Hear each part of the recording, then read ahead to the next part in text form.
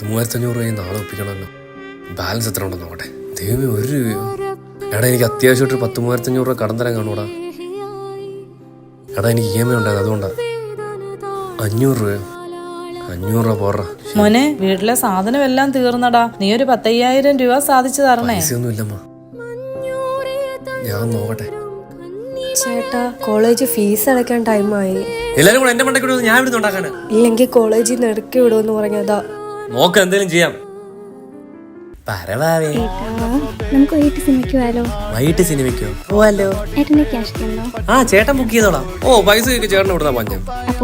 ചേട്ടൻ ബുക്ക് ചെയ്യാം. ഉമ്മ വൈകിട്ട് കാണാം. അയ്യോ, ഇനി എവിടുന്ന് പൈസ അവനഞ്ഞൂറ് തരാം. ആ, അളിയാടാ, നീ തരാന്ന് പറഞ്ഞ 500 രൂപ അത്യാവശ്യമായിട്ട് അയക്കോടാ. ഹോസ്പിറ്റൽ കേസ് ഉണ്ടായിരുന്നു.